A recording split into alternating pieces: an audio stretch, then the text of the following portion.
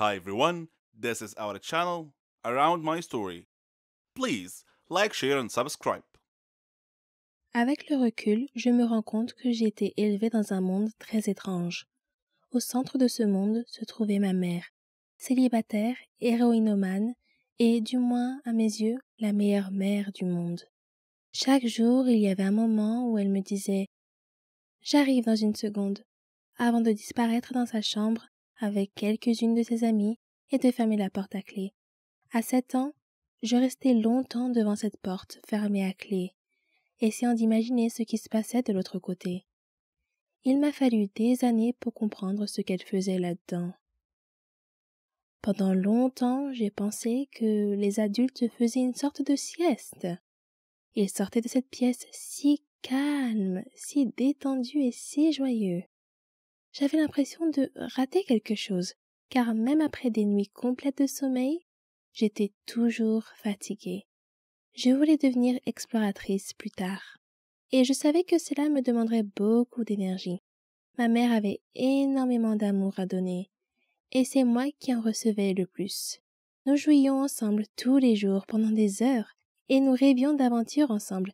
J'étais Link, elle était Zelda, et notre mission était de vaincre le méchant démon qui vivait à quelques pas de notre maison dans l'ouest de l'Autriche. Tout d'abord, nous devions nous procurer une carte, afin de pouvoir localiser le démon et le détruire. Si ma mère était trop fatiguée pour notre mission, elle devait boire une potion à base de gousses de pavot pour reprendre des forces. Ma mère recevait généralement ses amis chez elle, comme Werner, qui m'a dit qu'il tirait son énergie de la nature et des arbres. Werner me racontait toujours les heures de gloire du club de football autrichien, tandis que le petit ami de ma mère, Adam, m'a appris à jouer aux échecs quand j'avais 6 ans. Il avait appris à jouer pendant son séjour en prison. Le seul mensonge que ma mère m'ait jamais raconté est sans doute que mon père était mort dans un accident de voiture avant ma naissance. Ce n'est que des années plus tard, lorsqu'Adam et elle sont devenus abstinents, qu'ils m'ont expliqué que mon père biologique était mort d'une overdose d'héroïne. Après avoir passé quelques mois en prison pour possession de drogue, il avait pris sa dose habituelle, mais sa tolérance avait baissé pendant qu'il était en prison et la dose s'était avérée trop forte. Dans sa douleur, ma mère enceinte a envisagé de se suicider, mais un livre qu'elle a lu l'a convaincue qu'elle se réincarnerait sous la forme de vie la plus inférieure si elle le faisait.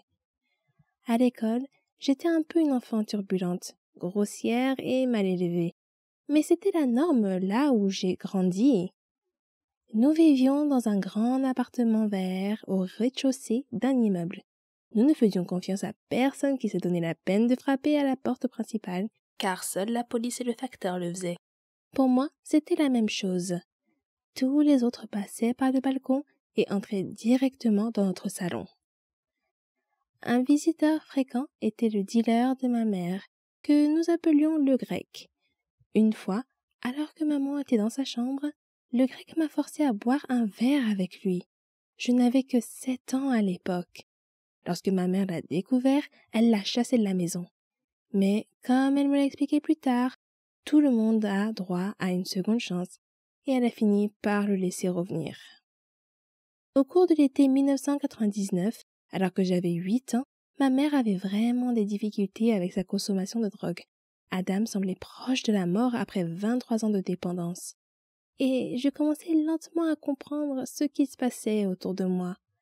Ma mère s'était convaincue qu'elle pouvait se droguer jusqu'à ce que je sois en âge de comprendre ce qu'elle faisait.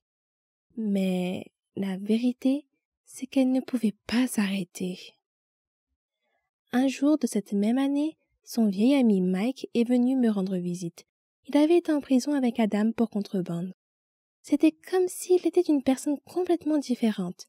Il n'était ni fatigué, ni étourdi, ni nerveux. Il rayonnait d'une joie et d'une paix qui ont immédiatement fait pleurer ma mère. Mike l'a réconforté et lui a parlé de sa guérison et de sa libération. Sa seule présence éclairait notre sombre appartement. C'était comme si quelqu'un éclairait une grotte noire avec une torche. Adam l'a mis à la porte de l'appartement avant de casser quelques meubles et de crier qu'il ne voulait plus rien avoir à faire avec Mike. Mais Mike est revenu pour expliquer à nouveau comment il s'était libéré de la dépendance. Quelque temps après, Ma mère et Adam en sont venus à considérer la nouvelle vie de Mike comme une bonne chose, et cette prise de conscience les a aidés tous les deux. Des dizaines de tentatives de désintoxication avaient échoué. Les médecins, les psychologues et les travailleurs sociaux ayant insisté sur le fait que la volonté d'arrêter la drogue devait venir de l'intérieur, une force qu'aucun d'entre eux ne pensait avoir. Mais leur ami Mike avait réussi à s'en sortir grâce à sa force intérieure, ce qui a donné à Adam et à ma mère l'espoir d'en faire autant. Mon beau-père est devenu abstinent après plus de 20 ans de toxicomanie, tandis que ma mère a vaincu une profonde dépression qui l'avait conduite au bord du suicide à plusieurs reprises. Ils avaient ressenti le vide, la tristesse et le désespoir, mais ils étaient désormais remplis d'amour et de sécurité. Malheureusement, tout le monde autour d'eux n'a pas eu la même chance. Beaucoup de leurs amis sont morts à cause de leur dépendance. Ma mère est décédée d'un cancer à l'âge de 39 ans. Tout au long de sa vie, elle a vaincu des monstres et des démons, tout en témoignant à ses proches une incroyable dose d'amour. Au milieu du marécage de la drogue dans lequel j'ai grandi, j'ai eu une enfance magnifique, et je ne peux que la remercier pour cela. « Comment ça, elle est enceinte ?» ai-je demandé à mon père. « Désolée, mais je ne peux pas changer le fait que quelque chose s'est passé entre nous, et elle est enceinte. » Il l'a dit comme si c'était une évidence.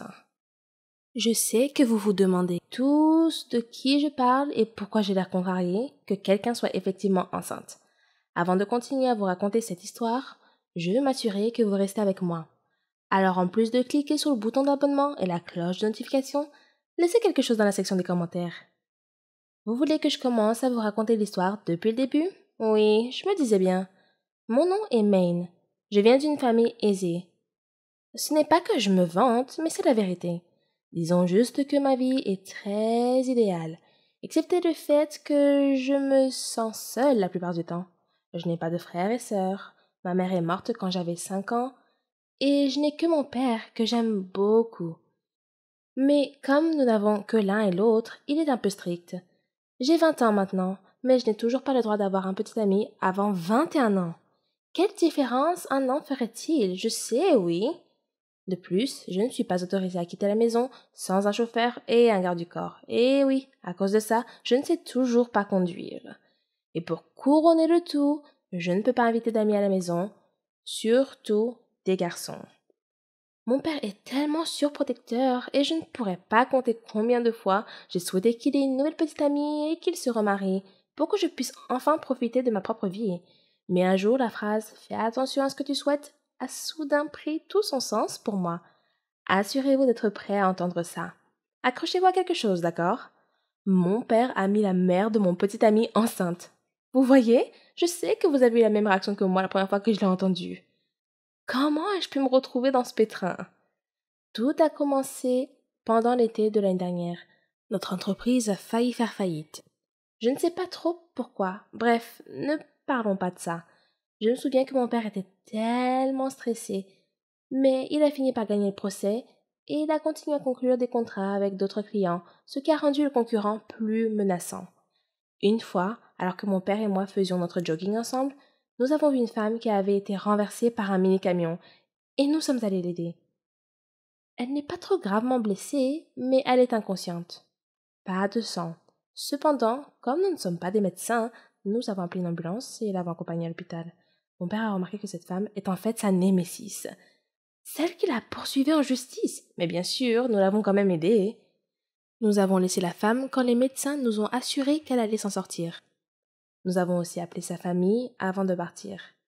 Sur le chemin du retour, j'ai dit à mon père qu'il était une bonne personne pour avoir aidé sa rivale parce qu'elle était dans le besoin. À partir de maintenant, je ne contradirai jamais tes décisions. Je vais commencer à me renseigner sur notre entreprise. Lui ai-je dit avec un sourire. Tu es sûr de ça? Tu n'as plus le droit de changer d'avis? A-t-il dit avec une étincelle dans les yeux. Oui, je te le promets, ai-je répondu fermement. Je sais que cela signifierait moins de sorties et moins de temps de shopping avec les amis, et qu'il pourrait me réserver un voyage à l'étranger pour des séminaires et des cours intensifs qui pourraient durer 1 an, mais cela ne me dérange pas. Je sais que je serai un jour le PDG de notre entreprise. Et que cela ne peut pas faire de mal de commencer tôt. Une semaine plus tard, alors que j'étais en train d'être formée par l'assistante de direction de mon père dans nos bureaux, j'ai vu une femme à la tenue intimidante débouler dans la zone de réception. Elle me semblait familière. Alors, je me suis excusée et je me suis approchée d'elle pour entendre ce qu'elle demandait à la réceptionniste. « Je cherche Léo. Est-il ici ?» demanda la femme d'une manière directe. J'ai vu comment la réceptionniste était interloquée. « Avez-vous un rendez-vous, madame ?» demanda la réceptionniste. Je l'ai regardée attentivement et j'ai réalisé qui elle était. C'était la femme qui a eu un accident, la concurrente de mon père. Je ne sais pas ce qui m'a poussée à lui parler, mais « Bonjour, comment allez-vous? Ça va bien ?» lui ai-je demandé sincèrement. Elle m'a rendu l'appareil avec un sourire sincère et m'a dit « Bonjour, je vais bien maintenant, je vous remercie, mais est-ce que je vous connais ?» Je l'ai invitée dans la salle de conférence vide, où je lui ai dit tout ce qu'elle devait savoir, y compris qui je suis et ce qui lui est vraiment arrivé ce jour-là. Je lui ai demandé pourquoi elle avait l'air bouleversée en cherchant mon père. Ce qu'elle a expliqué comme suit. Ce matin-là, j'ai décidé de me promener et j'ai eu l'erreur de porter un bijou. Un héritage de famille qui vaut environ 1 million de dollars. Je sais que je me suis cogné la tête violemment, mais je ne sais pas pourquoi la bague n'est plus à mon doigt quand je me suis réveillée à l'hôpital. Elle a vu comment ma mâchoire s'est décrochée. Une bague à 1 million de dollars? C'est une somme énorme. Je ne veux pas lui faire un sermon sur le fait qu'elle n'aurait pas dû la porter pendant son jogging, mais je n'ai pas eu le courage de le faire. Et ce n'est pas ma place de toute façon. Je suis sûre qu'elle le sait et ce n'est pas sa faute si elle a eu un accident. Ok, peut-être que j'ai de la peine pour elle parce que je porte aussi mes bagues pendant mon jogging. Je sais que votre père n'a rien à voir avec ça, mais j'espère juste que vous avez vu quelque chose, dit-elle avec un ton triste dans la voix. Non, je suis désolée.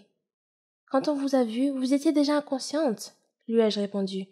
Elle n'a pas plus insisté après. Elle a laissé tomber et a quitté le bureau. Le soir même, papa et moi avons mangé dans mon restaurant chic préféré en guise de récompense parce que je me suis comportée comme une professionnelle pendant la première semaine de ma formation. Je suis sûre que ta mère serait fière de toi, a-t-il dit, et son expression faciale est passée de l'extase à la tristesse. Elle te manque toujours, ai-je demandé. Tous les jours, il répondit avec un demi-sourire. Quelques instants plus tard, j'ai vu madame Judy, la rivale de mon père, puis la femme qui a eu un accident. Je ne sais pas ce qui m'est arrivé, mais je l'ai appelée avec excitation. Madame Judy! Elle a été surprise, mais elle a souri dès qu'elle m'a vue. Elle a marché dans notre direction. Mon père et moi nous sommes levés pour la saluer. Êtes-vous seul? Voulez-vous vous joindre à nous? Je lui ai demandé poliment. Mon père nous a juste souri, mais j'ai vu l'approbation dans son langage corporel. Alors madame Judy a décidé de se joindre à nous. Mais oh, je ne suis pas seule. Nous avons demandé une autre chaise au serveur. Je lui ai demandé si elle était avec son mari. Non, ma chère, je suis célibataire. Je suis ici avec mon fils, a-t-elle dit. Oh, il est là, dit-elle en regardant l'entrée du restaurant. Vous connaissez ce moment dans les films où vous voyez un gars vraiment sexy et grand et où soudain tout est au ralenti? Ouais, ça m'est arrivé. J'étais dans les nuages pendant 30 secondes. J'étais juste en train de le fixer. Et encore plus embarrassant, ma bouche était grande ouverte et je bavais. Alors j'ai dû l'essuyer.